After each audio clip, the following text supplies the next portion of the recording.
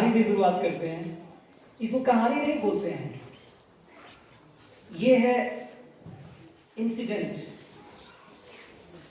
एकदम जैसे सचमुच में हुआ है। कहानी तो बनाते हैं ना, कहानी को हम बनाते हैं और जितनी कहानियां बनती हैं, जितनी बार उसको सुनी जाती है, दूसरे बार सुनाने में बदल जाता है ना। लेकिन घटना नहीं बदलता, जो घटना घटती है वैसी घटती है। बाबा एक बार ट्रेन में सफर कर रहे थे, तो आज का जो विषय है कंप्लीट साधना के ऊपर ही है और ये जो घटना है वो साधना के लिए ही। तो दादा बाबा के साथ स्वरूपानंद अक्सर चलते थे, उस समय बाबा के पिए थे। तो ट्रेन में अब पता नहीं जैसे भी हो, बाबा का बर्थ ऊपर वाला दे दिया। तो रात का समय था, बाबा ऊपर चले गए सोने के लिए, खा पी के सो गए। ट्रेन अपनी स्पीड से चल रही है। जब सुबह हुआ तो बाबा नीचे उतरे। बाबा के सामने वाले बर्थ पर एक 6.5 फीट का आर्मी का आदमी था। वो भी यात्रा कर रहे थे साथ में। कि आर्मी में तो अक्सर लंबे लंबे ही लोग होते हैं ना, वो तो हाइट को सेलेक्ट करके लिया जाता है। तो बाबा नीचे उतर गए और बाबा का चश्मा ऊपर के बर्थ पर जहां सो रहे थे छूट गया। जब बाबा नीचे उतरे तो चश्मा के बिना तो जा नहीं सकते। तो बाबा की हाइट 5 फीट है ना, तो इतनी कम हाइट है कि वो चश्मे को नीचे से लेना आसान नहीं है। तो आर्मी वाला आदमी बोला कि मैं मदद करूं क्या? तो बोला हाँ। तो वो खड़ा हुआ 6.5 फीट का आदमी सीधे बाबा के पर से चश्मा उठाया और बाबा के हाथ में दे दिया। बाबा उसको धन्यवाद देते हुए स्वरूपानंद की तरफ हंसते हुए देखे। बोले स्वरूपानंद, लंबा होने का फायदा है। बोला देख लिया ना? बोले जी बाबा। बोले लंबा होने का नुकसान भी है। स्वरूपानंद बोले कि बाबा फायदा तो है लेकिन नुकसान क्या है? बोले कि जानते हो, जिसकी लंबाई जितनी ज्यादा होती है ना, उसकी कुंडलिनी ससुराल में पहुंचने में उतना ही समय लगता है। तो अब जिसकी लंबाई कम है उसकी कुंडलिनी हमेशा कम समय पहुंच जाती है। तो ओमकार दा की लंबाई कम है, कुंडलिनी हमेशा ससुराल में रहती है, हमेशा भाव में रहते हैं ना, हमेशा। तो बाबा कभी कभी ऐसे आध्यात्मिक बात बोल देते थे ना कि लोग हंसते हंसते गिर जाते थे, उसका फायदा भी हो जाता था लोगों। तो आज जो विषय है तो बड़ा क्लिष्ट विषय, लेकिन अगर इसको हम ध्यान से सुनेंगे और समझेंगे तो हम सबके जीवन में एक बहुत बड़ा परिवर्तन आएगा। एक ऐसा विषय है आज का। बाबा कहते हैं कि वैदिक काल से लेकर के अब तक जितने भी ऋषि महर्षि संत दार्शनिक सबने एक ही बात कही है और खोज भी करते चले आ रहे हैं कि सृष्टि का जो मूल कारण है वो क्या है। हम सभी जानते हैं अगर कार्य है तो उसका कारण भी है।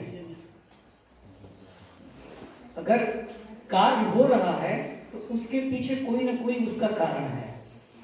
बिना कारण का कार्य हो नहीं सकता। हो सकता है कि कुछ कार्य का कारण हमें पता है, लेकिन जिस कार्य का कारण हमें पता नहीं है तो हम उसको ये नहीं कह सकते कि इसके पीछे कोई कारण नहीं है।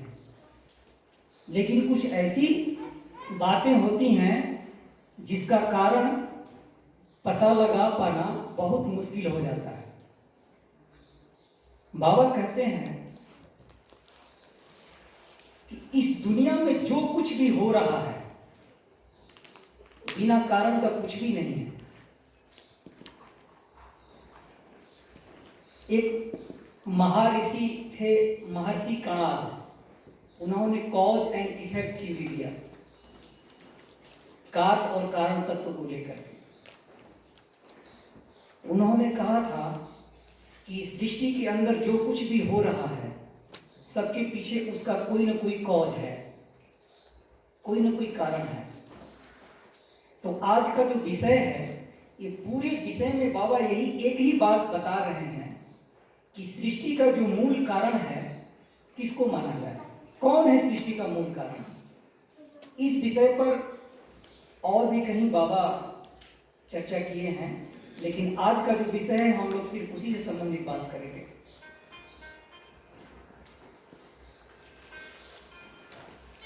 मैं बोल जी का फोन है, बता दीजिए।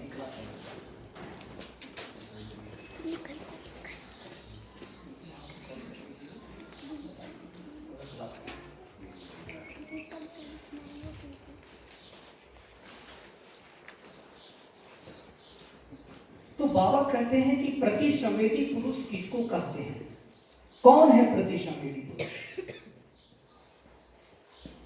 इस सृष्टि के अंदर क्रिया और प्रतिक्रिया निरंतर चल रही है। तो बाबा यहां क्रिया को कहते हैं संवेदी और प्रतिक्रिया को कहते हैं प्रतिसंवेदी। एक्शन और उसका रिएक्शन, रिफ्लेक्शन। तो जहां पर रिफ्लेक्शन है उसके साथ एक रिफ्लेक्टिव प्लेट भी है। बात समझ में आ रही है ना। जब भी हमको कोई साउंड सुनाई देता है तो साउंड का जहां से ओरिजिन होता है, साउंड वहां से निकलकर किसी रिफ्लेक्टिव प्लेट से रिफ्लेक्ट होकर हमारे कानों तक पहुंचती है, तब जाकर के उस हम सब तरंगों को सुनते हैं। अगर वह ध्वनि तरंगे बिना किसी टकराव से हमारे कानों तक पहुंच जाए, ऐसा संभव ही नहीं है। कभी कभी पहाड़ों के बीच हम लोग जब जाते हैं तो अपनी ही आवाज, जब हम कुछ कहते हैं तो अपनी ही आवाज हमारे कानों तक सुनाई देती है। आवाज का गुंजन होता है, इको होता है। साउंड को बोले साउंड का इको हो रहा है, अपनी ही आवाज हम सुनते हैं। तो बाबा कहते हैं कि यह जो रिफ्लेक्टिव जो प्लेट है, जितना साफ सुथरा होगा, जितना पवित्र होगा, उससे रिफ्लेक्शन उतना ही क्लियर होगा। ये कंप्लीटली हमारे मन से संबंध रखता है। ये सृष्टि जगत है। बाबा इसी विषय में कहते हैं धर्म साधना को लेकर के कि धर्म साधना संश्लेषण का पथ है, विश्लेषण का पथ नहीं है। धर्म साधना में मनुष्य परमात्मा के परम पुरुष को भाव लेकर के आगे बढ़ते हैं और भाव लेते लेते उसी में एक दिन मिल करके एक हो जाते हैं। अगर हम इसमें विश्लेषण करने लगेंगे कि साधना क्या है, तो इसका कहीं भी अंत नहीं है। पूरा जीवन बीत जाएगा उसी तर्क वितर्क करते करते। लेकिन अगर व्यवहारिक बात की जाए साधना की, तो बाबा कहते हैं ये संश्लेषण का पथ है जी। इसमें हर समय परम पुरुष के भाव को लेकर के ही साधक अपने जीवन को प्रगति के रास्ते पर ले जा सकता है, अध्यात्म के रास्ते पर ले जा सकता है। इसके सिवा दूसरा कोई आधार नहीं है। बहुत लोगों ने इस सृष्टि के कारण के विषय में बहुत बातें कही हैं। आखिर इसका मूल कारण क्या है? अगर सृष्टि है तो इसका कोई न कोई कारण है। अब तक जितने भी दर्शन आए, सबने सृष्टि का मूल कारण सबने बताया कि मैटर से, जड़ से सब कुछ की उत्पत्ति हुई है, जड़ से सब कुछ आता है। लेकिन उनसे पूछा जाता है कि जड़ कहां से आया, तो उनके पास कोई जवाब नहीं। भाई कुछ नहीं से कुछ तो नहीं आ सकता। ऐसा हो सकता है क्या? पत्थर में तेल नहीं है, उसको कितना भी कोल्हू में डाल के प्रेशर करेंगे तो उसमें तेल मिलेगा, लेकिन उसमें तेल ही नहीं है। तो जो कुछ भी आया है कहीं न कहीं उसका मेन सोर्स तो है। किसी ने कहा पंच महाभूत से सृष्टि बन गई, किसी ने कहा कि पंच महाभूत कहां से आया, कोई जवाब नहीं। लेकिन बाबा का जो दर्शन है ये तो हम लोगों का बहुत रेशनल दर्शन है। बाबा एक ही बात कहते हैं कि जड़ हो चेतन हो, ये सब कुछ का जो मूल कारण है, जो मेन सोर्स है, वो एक ही है, वो है परम पुरुष। तो परम पुरुष को कहने से सिर्फ समझ में नहीं आएगा, अगर इसके पीछे अगर इसकी साइंस में जाएंगे तब पता चलेगा कि आखिर ये बना कैसे।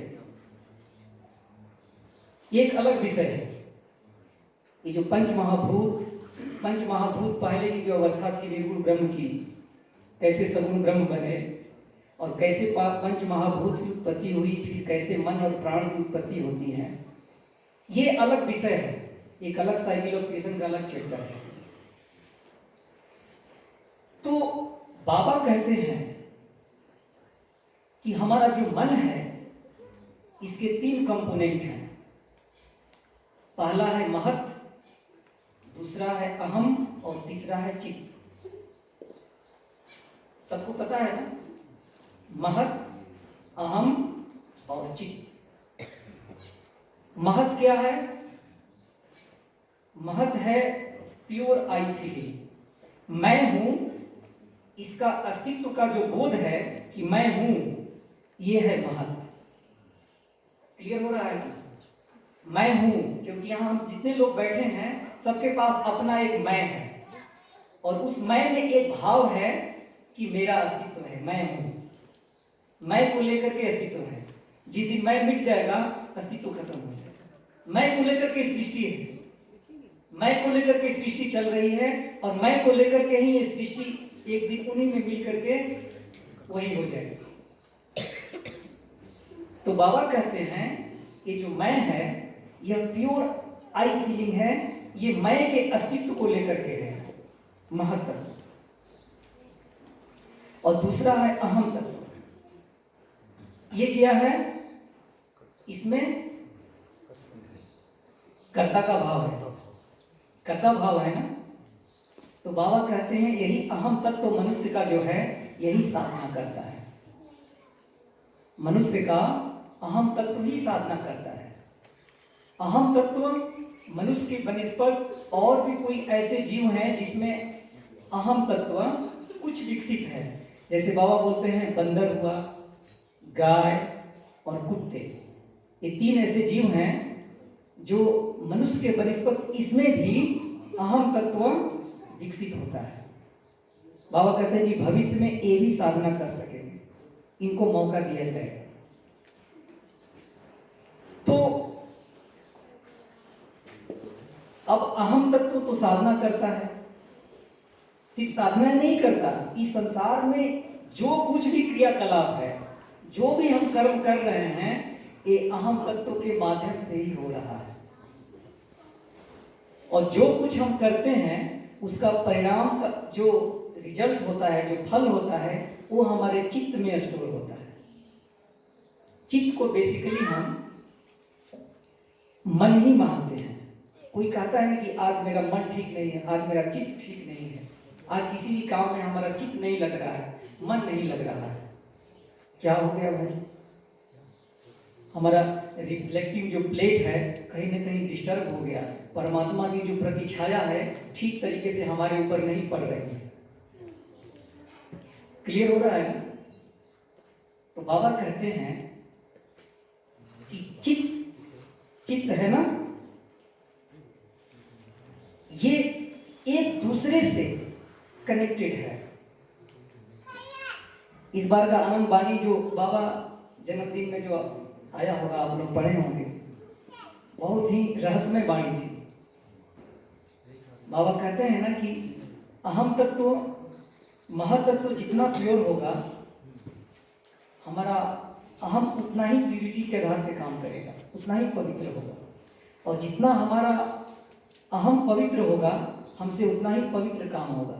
और जितना शुभ कर्म होगा, पवित्र काम होगा, हमारे चित्त में उसका जो रिजल्ट है उतना ही स्टोर होता जाएगा। और चित्त ही हमारे संपूर्ण जीवन की अभिव्यक्ति है। जो कुछ भी हम कर रहे हैं इस धरती पे, चित्त के माध्यम से ही उसकी अभिव्यक्ति होती है। तो जितना हमारा आई प्योर होगा, जितना हमारा आई मैं जितना पवित्र होगा, उतना ही हम शुभ कर्मों में भाग लेंगे, हमारी साधना अच्छी होगी, हम जन सेवा अच्छी करेंगे, बाबा का काम अच्छा से करेंगे। उसके बाद जो हमारे अंदर जो एक संस्कार बनेगा, जो रिजल्ट आएगा, वो हमारे संपूर्ण जीवन की अभिव्यक्ति है, जो सारा संसार आपको देख करके बताएगा कि ये आदमी कोई साधारण आदमी नहीं है, तो कोई देवता है। इसका रिफ्लेक्शन है। बाबा कहते हैं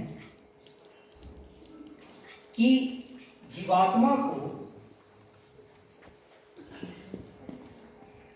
संश्लेषण के पथ पर चलते चलते, संश्लेषण के पथ पर चलते चलते सबसे पहले चित्त को अहम तत्व में मिला देना हो। ध्यान से सुनेंगे आप लोग। चित्त को अहम तत्व में मिला देना होगा। फिर एक ही रास्ता है, वो है साधना। बाबा ने की पहले ही बात कर दी कि साधना का जो पथ है वो है संश्लेषण का पथ। तो इस पथ पर चलते चलते, साधना करते करते हमें चित्त को अहम तत्व में मिलाना है। फिर उसी चित्त अहम तत्व को जो अभिव्यक्ति है, फिर उसको महतत्व में मिला देना है, और महतत्व को फिर जीवात्मा में मिलाना है, और फिर उसी जीवात्मा को परम पुरुष में मिला देना है, एकाकार हो जाना है। फिर वहां कुछ भी नहीं बचेगा। वहां आपका जो मैं है, वो मैं का अस्तित्व खत्म हो गया। वहां बृहद मन है, भूमा मन है, और भूमा मन में जिस दिन हमारा मैपन जाकर के विलीन हो गया, तो आपकी तो चित्त शुद्धि हो गई ना। चित्त शुद्धि में ही होता है ना। चित्त शुद्धि में हम यही सोचते हैं ना कि हमारा मन इष्ट के साथ मिलकर के इष्टमय हो गया। तो यह जो चित्त है, सभी इसी के ऊपर, सारी समस्या इसी को लेकर के है। इस दुनिया में जो सारी समस्याएं हैं, इसी चित्त को लेकर के है। और इसके ऊपर रिफ्लेक्शन कैसे पड़ेगा? हमारा रिफ्लेक्टिव प्लेट यदि मलिन है, गंदा है, कांच को देखते हैं, अगर कांच टूटा हुआ है तो उसमें चेहरा साफ दिखेगा। अगर 10 टुकड़े हैं तो उसमें 10 तरह के चेहरे दिखेंगे। आप ही का चेहरा कैसा दिखेगा? अगर शीशा बहुत गंदा है, उसके ऊपर डस्ट पड़ा हुआ है, तो भी आपका चेहरा साफ नहीं दिखेगा। दिखेगा क्या? तो यही चित्त है ना, ये दर्पण है। यह दर्पण को आप जितना साफ रखेंगे, यम नियम का पालन करके, हमेशा इष्ट मंत्र और गुरु मंत्र के अभ्यास से जितना इसको क्लीन रखेंगे, परमात्मा का उतना ही दर्शन बिल्कुल साफ होगा। बाबा इसमें क्लियर कह रहे हैं, इसमें कोई तर्क वितर्क की बात ही नहीं है। तो ये मन जो है, ये कैसे साफ रहेगा? ये चित्त है ना, ये चित्त के 5 लेयर बाबा बताए हैं ना। पंचकोशात्मिका जैवी सत्ता करली पुष्पवत। पंचकोश जो हमारा चित्त है, इसमें 5 कोश हैं, इसके 5 दरवाजे हैं। बाबा कहते हैं कि इस दुनिया में कोई ऐसा ताला नहीं है जो बिना चाबी का बना है क्या? अगर ताला है तो उसकी चाबी भी अवश्य बनी होगी। बिना चाबी कोई ताला बना है? कौन मूर्ख होगा जो बिना चाबी का ताला बना है? परमात्मा ने भी हमारे मन को ऐसे ही बनाया है। इस मन में 5 दरवाजे हैं, और 5 दरवाजे पर ताला भी लगा हुआ है। और उस ताले को कैसे खोला जाए, उसकी चाबी भी बाबा हम सबके पॉकेट में देख लेंगे। सबके पॉकेट में बाबा ने उस दरवाजे में जो ताले लगे हैं ना, उसकी एक चाबी आपके पॉकेट में दे दी है। अब हमें खोलना है। चाबी तो आपके पास है, लेकिन खोलने का जो ज्ञान है वो तो आना चाहिए ना। तो चित्त के 5 जो लेयर हैं, जो स्तर हैं, वो कौन कौन है? काममय कोश है, मनोमय कोश है, अति मानस कोश है, विज्ञानमय कोश है, और हिरणमय कोश है। नोट करते जाइए कि मैं लिखूं बोर्ड पे, लिखते हैं।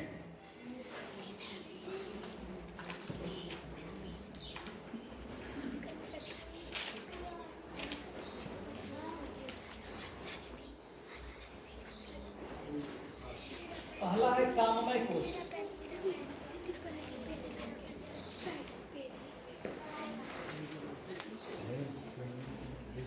दूसरा है मनोमय कोश।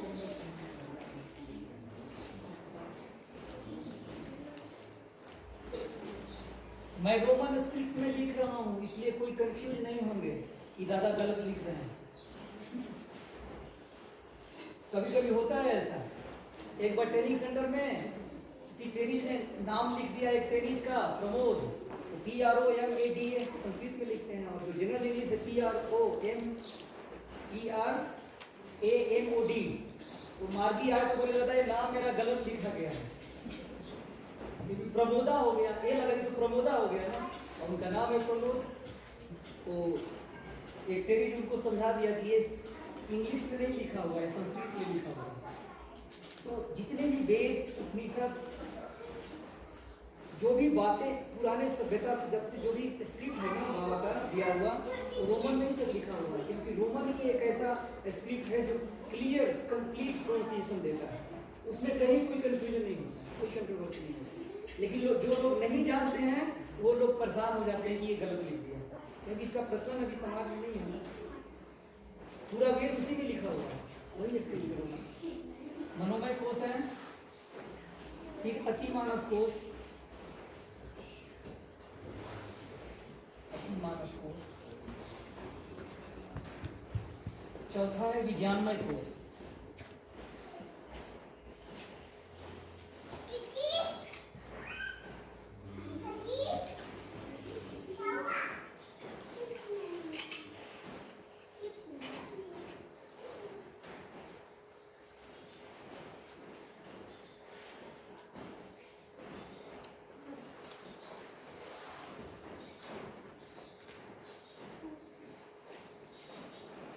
ये विज्ञान में लिखा है VIGINA ऊंची ANA, क्योंकि ज्ञ का जो स्पेलिंग होता है संस्कृत में JINAN होता है, और इंग्लिश में GYN होता है। तो ये विज्ञान में कोश है। काममय कोश पहला है। बाबा कहते हैं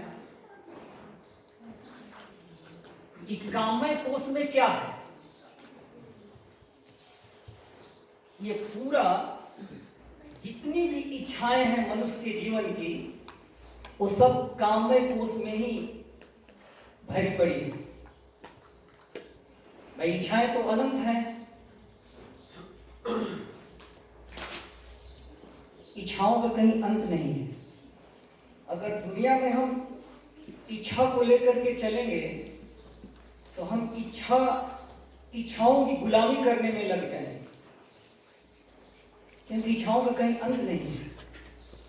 इसलिए इस जो चित्त का जो दरवाजा है, इसको खोलने के लिए बाबा कहते हैं यम और नियम का पालन करेंगे।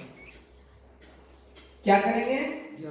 यम और नियम का पालन करेंगे। यम नियम का जितना, ये विषय में नहीं है, थोड़ा सा समझाने के लिए मैं बता रहा हूँ, तो आगे समझने में सुविधा होगी, क्योंकि अपने पास टाइम कम है। आज 1 ही घंटा क्लास है, बड़ा सा विषय है, लेकिन 1 ही घंटा में इसको फिनिश कर लेंगे। तो बाबा कहते हैं काममय कोश को ठीक करना है, इसका ताला खोलना है, तो इसकी चाबी क्या है? यम और नियम। यम नियम के पालन से ये कोश आपके मजबूत होंगे, खुल जाएंगे। तो इसको खोलने से क्या प्रभाव पड़ेगा? ये संसारिक जितने भी इच्छाएं हैं उसके ऊपर आपका नियंत्रण हो जाएगा, मन चंचल नहीं रहेगा, मन को आप जहां चाहेंगे वहां ले जाएंगे। ठीक है। दूसरा कौन सा कोश है? मनोमय कोश। ये हमारे प्राण वायु के ऊपर डिपेंड करता है। प्राण जितना चंचल रहेगा, वायु जितनी चंचल होगी, हमारा प्राण उतना ही चंचल होगा, मन उतना ही चंचल होगा। इसलिए हमारी साधना तो नहीं होगी। इसीलिए इसके चंचल से हमारा चित्त चंचल हो जाता है, मन चंचल हो जाता है। वायु के चंचल होने से हमारा मन की चंचलता बढ़ जाती है। इसीलिए इस कोश को ठीक करने के लिए प्राणायाम करना चाहिए। जो व्यक्ति साधक नियमित प्राणायाम करेंगे, उनका मन हमेशा शांत रहेगा, किसी भी विकट परिस्थिति में जल्दी घबराएंगे नहीं, और उनके अंदर डिसीजन लेने की कैपेसिटी बढ़ जाए। ठीक है। आगे क्या है? अतिमानस। इसको कैसे ठीक करेंगे? प्रत्याहार से। प्रत्याहार क्या है साधना में? हमारा गुरु पूजा, गुरु पूजा है हमारा प्रत्याहार साधना। इसीलिए हम लोगों की साधना में गुरु पूजा का कितना बड़ा महत्व है। जब भी हम लोग साधना करते हैं गुरु पूजा में तुरंत गुरु को समर्पित कर देते हैं, नहीं तो अगर वो रहेगा ना तो अहंकार बढ़ जाएगा, फिर अहंकार पतन का कारण है। देखिए सारी चीजें, सारी प्रक्रियाएं चित्त के अंदर हो रही है। अहम और महत्व तो बहुत बाद की चीज है। अगर ये समझ में आ गया तो सोचिए कि साधना मार्ग में कितनी प्रगति हो जाएगी। अहम और महत्व की तो बात ही अभी नहीं है। अगर आपका चित्त ठीक हो जाए और चित्त के पांचों दरवाजे खुल जाएं तो फिर तो क्या बात है, फिर तो बदल गया, पूरा जीवन ही बदल गया। आगे है विज्ञानमय कोश। इसको हम धारणा के द्वारा ठीक करते हैं। धारणा से हमारा विज्ञानमय कोश स्ट्रॉन्ग होता है और इसको हम ओपन करते हैं तो इसमें विवेक और वैराग आ जाता है। हिरण्मय कोश है, इसको ध्यान के माध्यम से, इसमें समाधि का अनुभव होता है। तो सारा चीज तो हमारे चित्त के अंदर ही भरा हुआ है। ध्यान जितना ज्यादा होगा हमारा हिरण्मय उतना ही स्ट्रॉन्ग होगा। और हिरण्मय को बाबा बोलते हैं कि ये क्या है, बैंक ऑफ नॉलेज है, इसमें दुनिया का सारा ज्ञान भरा पड़ा है। जिसका हिरण्मय कोश जागृत हो गया वो कोई साधारण पुरुष नहीं रहेगा, तो दुनिया का हर चीज जान गया, भूत भविष्य वर्तमान सब कुछ जान गया, मतलब कि वो परमात्मा के पार्लल में हो गया। तो हिरण्मय कोश तक पहुंचते पहुंचते साधक का मन कैसा हो जाता है। साधना के 4 स्टेज है ना, यतमान है, व्यतिरेक है, इकेंद्रिय है, वशीकार है। ये साधना के 4 स्टेज है। तो जैसे जैसे हमारा चित्त डेवलप्ड होता है, चित्त के दरवाजे खुलते जाते हैं, वैसे वैसे हमारे साधना के स्टेज भी बदलते जाते हैं।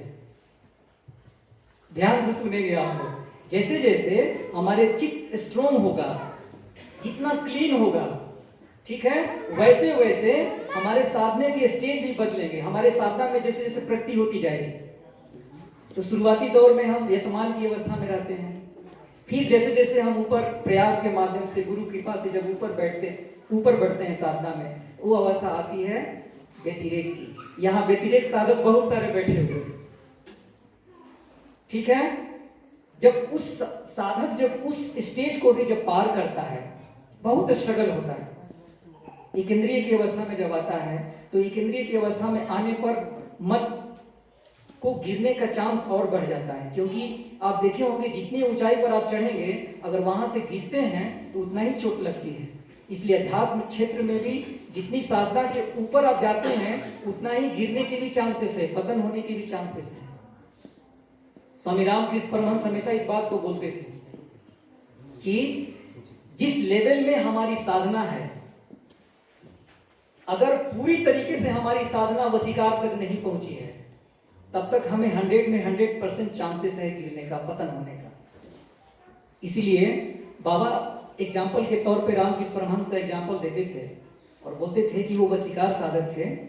और ऐसे बहुत सारे संत महात्माओं का बाबा एग्जाम्पल दिए हुए हैं।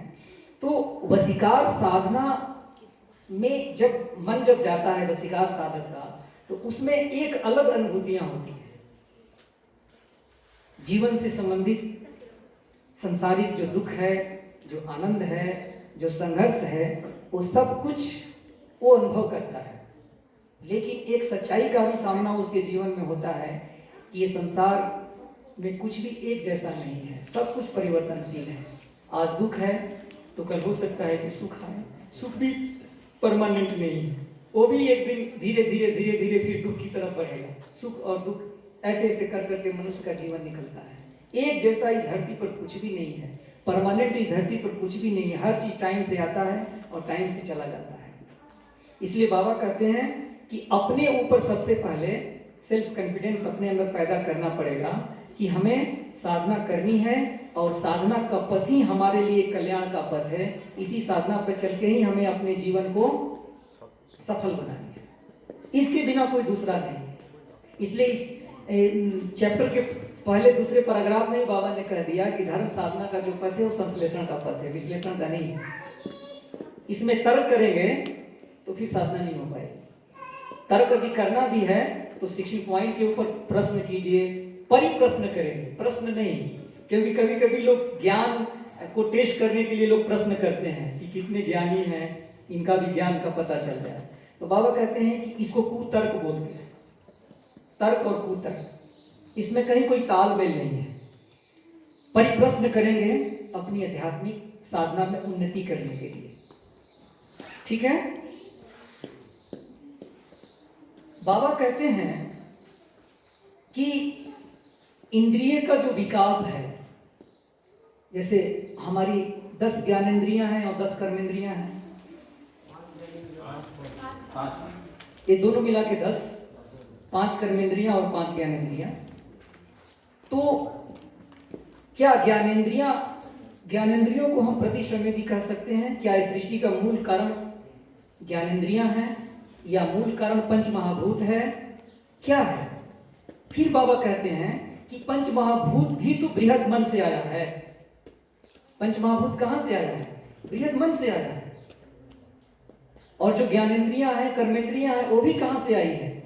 ये भी एक एक्सप्रेशन है हमारे जीवन की। संपूर्ण जो एक्सप्रेशन है, जो व्यक्ति है, हम कर्मेंद्रियों के, ज्ञानेंद्रियों के माध्यम से ही तो एक्सप्रेस करते हैं। कोई भी चीज हमारे मन में जब आती है तो ज्ञानेंद्रियों के माध्यम से ही आती है। इसलिए ज्ञानेंद्रियां क्या है? मन का दरवाजा है। इसलिए मन है क्या? उसका मास्टर। मन क्या है? उसका मास्टर है। जितना हमारा मन स्ट्रोंग होगा उतना ही हमारी ज्ञानेंद्रियों के उसका कंट्रोल होगा। और ज्ञानेंद्रियां अगर आपके कंट्रोल में है तो ये चंचल मन कभी मनमानी नहीं करेगा। इसलिए ज्ञानेंद्रियों, जो हमारी इंद्रियां, इसको 10 घोड़ा कहा गया है। और घोड़ा का अगर लगाम जब तक हाथ में है तब तक तो ठीक है, नियंत्रण में रहेगा। लेकिन अगर घोड़े का लगाम छूट गया तो घोड़ा कहाँ लेके जाएगा, इसका अनुमान लगा सकते हैं। इसलिए इंद्रियों के ऊपर पूरा कंट्रोल हमारे मन का होगा, तभी जाकर के हम साधना मार्ग में आगे बढ़ेंगे।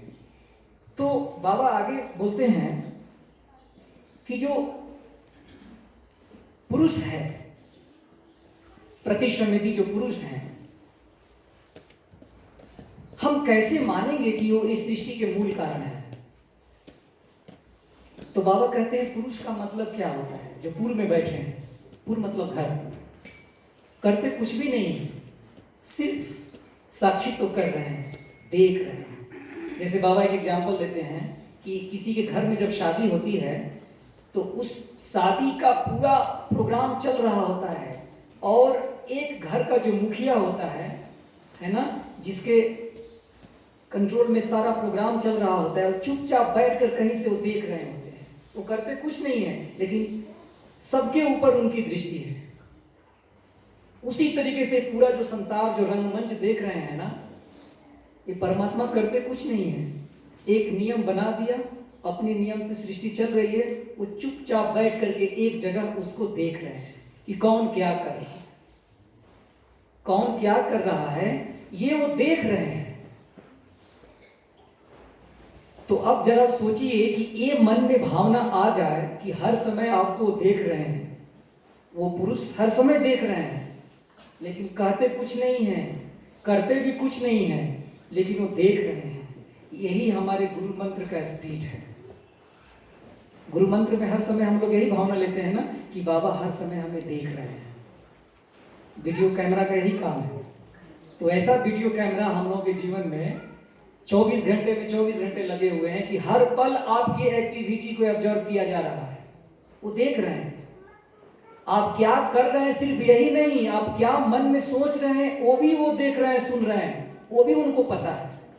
तो जिस दिन ये पता चल जाएगा आपको, तो ना आप गलत मन में सोच सकते हैं और नहीं गलत आप कुछ करने की हिम्मत जुटा सकते हैं, दुस्साहस भी नहीं कर सकते। तो सोचिए कि अगर ये भावना आपके अंदर जिस दिन आ जाएगी, आपका चित्त कितना निर्मल हो जाएगा। और जितना चित्त निर्मल होगा वही चित्त धीरे धीरे फिर अहम तत्व में मिलता है, और वही महत अहम तत्व फिर महतत्व में मिलता है, और वही महतत्व जीवात्मा में, फिर जीवात्मा वही परमात्मा में मिल करके परमात्मा बन जाए। तो यह जो स्पीड है हमारे साधना का, आज की इस विषय का, बाबा हमें यही समझाना चाहते हैं कि जब तक मनुष्य के मन में द्वंद्व चल रहा है कि मटेरियल कॉज क्या है इस सृष्टि का और एफिशिएंट कॉज क्या है इस सृष्टि का, तो बाबा कहते हैं ना, पुरुष और प्रकृति। पुरुष क्या है तो समझ में आ गया, साक्षी सत्ता है। पुरुष क्या है? एक साक्षी सत्ता है। प्रकृति क्या है? शक्ति है। किसकी शक्ति है? पुरुष की शक्ति है। तो शक्ति क्या है? पुरुष के आदेश के बिना कुछ नहीं कर सकती, लेकिन शक्ति को जड़ कहते हैं। जड़ शक्ति है। जहाँ भी ये शक्ति है इसको हम ब्लाइंड फोर्स कहते हैं। ब्लाइंड फोर्स में विवेक नहीं होता है, रेशनैलिटी नहीं होती है। इसके अंदर वो विवेक नहीं है कि इसको करना क्या है। इसको करवाने के लिए पुरुष का सहारा लेना पड़ता है। पुरुष जब तक आदेश नहीं कर सकता, प्रकृति कुछ भी नहीं कर सकती। लेकिन इसके अंदर पुरुष के माध्यम से ही इसके अंदर जड़ शक्ति के रूप में व्याप्त है। जड़ शक्ति, इसलिए इसको प्रकृति को अंधी शक्ति कहते हैं। जैसे आग है, आग के अंदर क्या शक्ति है? जलाने की। आग के अंदर जलाने की शक्ति है। तो यह आग किसी के साथ पक्षपात नहीं करेगी, क्योंकि इसके अंदर विवेक नहीं है। एक छोटा सा बच्चा भी हाथ डालेगा तो आग जला देगा, एक बूढ़ा आदमी भी हाथ डालेगा तो उसको आग जला देगी। ये उसके अंदर रैशनैलिटी नहीं है, विवेक नहीं है कि वो विचार करे कि बच्चे का हाथ है तो इसको छोड़ दूंगी, नहीं जलाना है, और एक बूढ़ा आदमी हाथ डाल दिया तो उसको जला। उसके पास विवेक नहीं है। इसलिए शक्ति को अंधी शक्ति कहते हैं। इसलिए जो लोग सिर्फ शक्ति की पूजा करते हैं बिना शिव का सहारा लिए, तो वो जड़ बन जाएंगे। क्या हो जाएंगे? वो जड़ बन जाएंगे। इसलिए बाबा कहते हैं कि शक्ति सा शिवस्य शक्ति, शक्ति सा शिवस्य शक्ति। शक्ति किसकी है? शिव की है। इसलिए शिव के बिना यदि हम शक्ति का दुर्व्यवहार करने लगेंगे, उसको मिसयूटिलाइज करेंगे, तो फिर आपका मन बिल्कुल जड़ाभिमुखी हो जाएगा, जड़ हो जाएगा, और आप एक से एक क्राइम करने लगेंगे। आज जो दुनिया में जो कुछ भी हो रहा है ना, ये सिर्फ शिव को छोड़ करके शक्ति की पूजा करने की वजह से हो रहा है। जहां भी आप जाइए शक्ति की पूजा होगी, तो शक्ति तो आपको जड़ बना देगी, मन से विवेक नष्ट हो जाएगा, और जब विवेक नष्ट हो जाएगा तो क्राइम पर तो आदमी उतर ही जाएगा। तो यह जो मन है, आया तो है जड़ वस्तु से ही, लेकिन जड़ वस्तु भी बृहद मन से आया है। तो बृहद मन का जितनी क्वालिटी है, जो गुण है, वो सब हमारे मन के अंदर है। इसलिए हमारा मन, बाबा कहते हैं कि इस धरती पर मनुष्य ही एक ऐसा जीव है जो परम पुरुष के बहुत नजदीक है। परम पुरुष की जो संपूर्ण जो अभिव्यक्ति है, उसी के जैसा परमात्मा ने मनुष्य को बना के इस धरती पर भेजा है। थोड़ा सा मनुष्य प्रयास करेगा धर्म साधना के माध्यम से, तो उनमें मिलकर के वही बन जाएगा। जैसे नमक की गुड़िया समुद्र की गहराई मापने जाती है, तो गुड़िया गहराई मापती है कि समुद्र बन जाती है? समुद्र बन जाती है ना। ठीक वैसे ही हमारा साधक मन परमात्मा का चिंतन करते करते एक दिन उसी में मिल करके वही बन जाता है। फिर ये बताने के लिए नहीं आता है कि मैं कौन हूं। आएगा क्या? आप कभी कभी साधना करते करते समाधि में चले जाते हैं, तो आपको आभास होता है कि हम कौन हैं? नहीं, कुछ भी पता नहीं चलता है।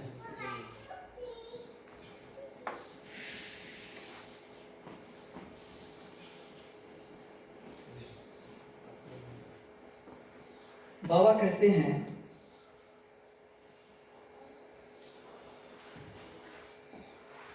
कि जगत के सृष्टि का जो आदि कारण है, इसको लेकर के मनुष्य ने निरंतर खोज करते रहा, और आज भी लोग इस पर खोज करते चले जा रहे हैं। और जैसे जैसे लोगों को अनुभूतियां होती हैं, वैसे वैसे अपनी बातों को लोग कहते रहते हैं। तो बाबा कहते हैं कि काल, यदि काल सृष्टि का मूल कारण है, काल के बारे में बाबा कहते हैं क्रिया के मानसिक परिमाप का जो नाम है उसी को हम काल कहते हैं। बाबा कहते हैं कि mental measurement of the motivity of action is time. जो क्रिया का मानसिक परिमाप है उसी को हम टाइम के नाम से जानते हैं, काल के नाम से जानते हैं। तो बाबा कहते हैं क्या यह काल सृष्टि का मूल कारण है क्या? लेकिन ये काल को बनाया किसने? काल अपने से बन गया क्या? इसके पीछे भी तो कहीं ना कहीं कोई शक्ति काम कर रही है। तो मनुष्य का जो मन जिस आदि कारण को लेकर के खोज अभी चल रहा है, उसको बाबा कहते हैं कि नहीं, ये इसका निमित्त कारण है। अगर निमित्त कारण है तो नियति भी उसका मूल कारण नहीं हो सकता है। कहीं कहीं लोग कहते हैं ना कि भाई इसकी नियति में जो है वही होना था, वही हो गया। कभी कभी लोग कहते हैं कि इसके भाग्य में जो था, जो लिखा था, वही हो गया। बाबा कहते हैं बुद्धिमान व्यक्ति कभी भी अपने भाग्य को लेकर के अपने कर्म का परित्याग नहीं करता है। अगर भाग्य से उसका जीवन बना है, उसकी नियति ने जैसे चुना उसको जिस काम करने के लिए, अगर नियति के माध्यम से उसका वैसा भाग्य बन गया तो कर्म के माध्यम से हो सकता है कि उस नियति को बदला भी जा सकता है।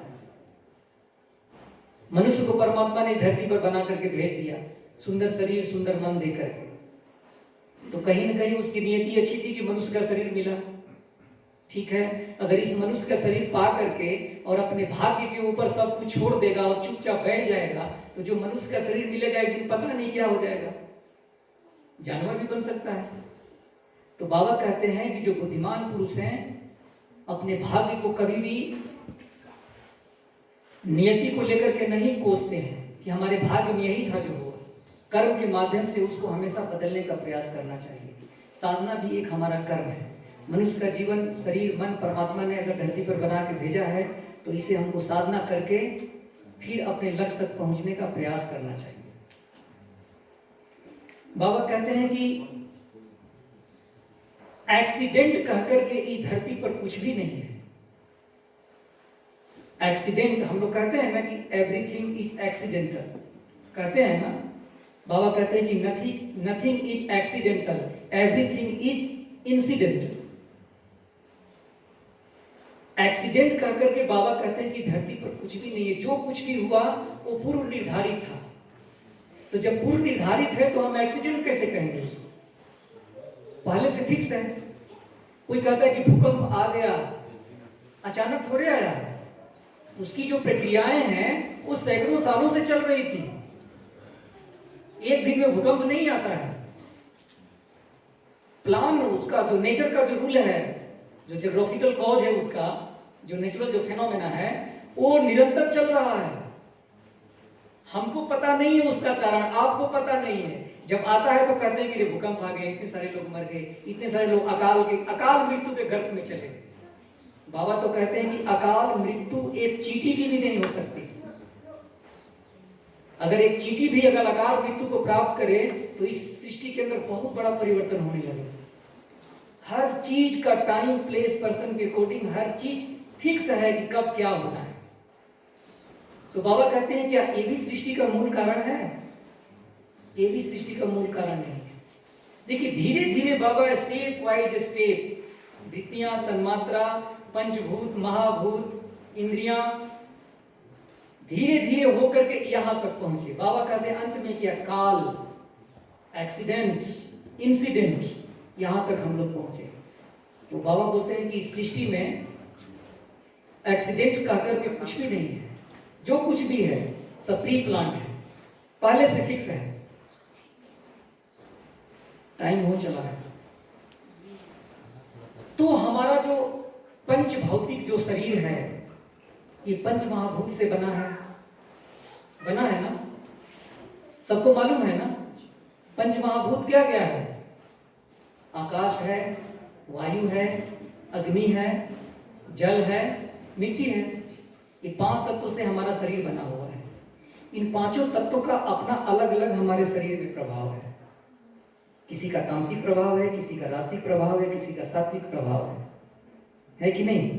तो जैसे जैसे हमारा सात्विकता बढ़ती जाती है वैसे वैसे हमारा चित्त अहम महत जीवात्मा में मिलकर के परमात्मा में मिलने लगता है। ये जो हमारा विशुद्ध चक्र है, इसका जो एकॉस्टिक रूट वाइब्रेशन है उसको बोलते हैं हा, है ना? इसको सूर्य नाड़ी बोलते हैं। तो सूर्य नाड़ी का जो एकॉस्टिक जो रूप है ना उसको बोलते हैं ह, और चंद्र नाड़ी का ठ, ठीक है, ह और ठ, यहीं से हठ योग आता है। तो जो हमारे शरीर की जो शक्ति है मन तक ला करके जब हम सीमित कर देते हैं और उसके आगे कोई लक्ष्य नहीं है, तो यही तो हठ योग है। इसलिए हठ योगी आदमी क्या करता है, अपने शारीरिक शक्ति को मन तक सीमित करके चमत्कार दिखाने लगता है। हठ योगी लोग यही काम करता है। ऐसे आनंद मार्ग में भी हठ योग है, लेकिन उस हठ योग को बाबा कहते हैं कि इस हठ योग की शक्ति को परमात्मा तक ले जाने में, परमात्मा को पाने में, साधना की प्रगति में लगानी है। उस हठ योग को दुनिया के चमत्कार दिखाने में नहीं लगानी है। अगर चमत्कार दिखाने में गए तो आपकी मन की शक्ति तो गई, और जब मन की शक्ति जब इस अवस्था में अगर आप इसका दुर्व्यवहार करेंगे इस, तो जानते हैं क्या होगा, आपका मन धीरे धीरे धीरे धीरे पगला जाएगा, पागल हो जाएंगे आप। इसलिए आप देखे होंगे जो हठ योगी होता है उसकी मृत्यु बहुत कष्टदायी होती है, क्योंकि वो नेचर के खिलाफ काम करता है ना, नेचर के खिलाफ हठ योगी लोग काम करता है। हम लोगों का जो हठ योग है उसके जैसा नहीं है। हम लोग हठी किस लिए हैं, अपने कंडक्ट रूल का पालन करने के लिए हठी हैं, है कि नहीं? हम अपने आइडियोलॉजी को पालन करने के लिए हठी हैं। इस रूप में हम हठ योगी हैं, लेकिन इस हठ योग का कहीं शक्ति का दुरुपयोग नहीं करना है। बाबा इसके लिए सख्त निर्देश दिए हुए। तो सूर्य नाड़ी और चंद्र नाड़ी दोनों का जो एकॉस्टिक रूप वाइब्रेशन है ह और ठ, ये दोनों को मिलाने से यहीं से हठ योग की प्राप्ति होती है। तो बाबा कहते हैं कि हठ योग के फिर आगे क्या है, आज्ञा के ऊपर फिर क्या है? आज्ञा के ऊपर जहाँ कुंडलिनी का वास है, सहस्त्रार जहाँ शिव का वास है, कहा गया है ना कि मूलाधार में जीव का भाव है और सहस्त्रार में शिव है। इसलिए कहा जाता है कि मूलाधारे बसे जीवा, सहस्रारे सदा शिवा। ऊपर वाला मतलब ये, ऊपर वाला मतलब आसमान में कहीं नहीं, ऊपर वाला मतलब ये, कहते ऊपर वाला ये है, ऊपर वाला ये भगवान शिव का वास है यहाँ। तो जब हमारी मन की शक्ति मूलाधार में सोई हुई अवस्था में है, तो वही जीव भाव में पड़ी हुई है, आपको पता ही नहीं कि आप क्या है कि नहीं? जब यही शक्ति कुल कुंडलिनी को जागृत करते हैं साधना के माध्यम से, मंत्राघात के माध्यम से, तो यही कुल कुंडलिनी शक्ति सहस्रार तक पहुंचती है, शिव में जीव का मिलन हो जाता है। जब शिव और जीव जब एक साथ मिल जाते हैं तब कहा जाता है क्या हो गया, शिव बन गए, मोक्ष की प्राप्ति हो गई, मुक्ति मिल गई, फिर इसके आगे कुछ भी नहीं। तो बाबा कहते हैं कि ये जो पंच महाभूत है, इसके आगे की जो प्रक्रिया है, पंच महाभूत से ही, जो पंच महाभूत मतलब जड़ वस्तु है, जड़ है, और ये जड़ के बाद में फिर मन की शक्ति, प्राण शक्ति आगे करके स्टेप बाय स्टेप आगे बढ़ती है। तो क्या ये सृष्टि के मूल कारण है? बाबा इसमें एक बात लिखते हैं कि जो लोग कहते हैं कि मैटर से ही सब कुछ आया है, मैटर ही मूल कारण है, तो बाबा एक शब्द यूज करते हैं कि वे मूर्ख स्वर्ग में निवास करते हैं। जो ये बात बोलता है कि मैटर से ही सब कुछ आया है, मैटर ही सृष्टि का मूल कारण है, तो ऐसे विचार रखने वाले लोगों को बाबा कहते हैं ऐसे मूर्ख कहां निवास करते हैं? मूर्ख के स्वर्ग में निवास करते हैं, आदि कारण जो लोग समझते हैं। फिर बाबा कहते हैं कि जीवात्मा की जो सृष्टि है, ये तो ठीक है कि पंच महाभूत इंद्रियों कर्मेंद्रियों के माध्यम से जीवात्मा परिचालित हो रही है हमारे मन की शक्ति से, लेकिन यही मन की शक्ति जब साधना के रास्ते पर चल करके जब जीवात्मा को एकदम हमारा जो रिफ्लेक्टिंग जो प्लेट है बिल्कुल क्लीन हो जाता है, पवित्र हो जाता है, तो इसके ऊपर रिफ्लेक्शन परमात्मा को बिल्कुल साफ दिखने लगता है और हमारे जीवन में अनेकों अनुभूतियां होने लगती हैं कि हमारा जीवन क्या है, हम क्यों हैं, किस लिए इस धरती पर आए हैं। तो सारी बातें आती हैं हमारे चित्त के ऊपर, ठीक है? तो हमारा जो मन है, जिसका जो मन का अस्तित्व है, जो आई फीलिंग जिसको बोलते हैं, महत तत्व को, वो जितना पवित्र होगा, जितना प्योर होगा, हमारा अहम उतना ही पवित्र कर्म करने के लिए आगे बढ़ेगा। और जितना हमारा अहम के माध्यम से पवित्र कर्म होगा, हमारे चित्त के अंदर उसकी अभिव्यक्ति उतनी ही अच्छी होगी, उतनी ही पवित्र होगी। क्योंकि जो हमारा जो मूल जो रिफ्लेक्टिंग प्लेट है वो चित्त के ऊपर ही पड़ना है। चित्त जितना साफ होगा, चित्त जितना स्थिर होगा, इसलिए बाबा ने कहा कि गुरु मंत्र का अभ्यास हमेशा करोगे, इष्ट मंत्र हमेशा लेते रहोगे, और ये चीज करते करते आपका मन एकदम पवित्र हो जाएगा। इस अवस्था में आने के बाद आपको शुद्धि की भी जरूरत नहीं पड़ेगी। आप ऐसे पद्मासन में बैठेंगे, मन सीधे इस चक्र में चला जाएगा, गुरु चक्र में चला जाएगा, जरूरत नहीं पड़ेगी शुद्धि की।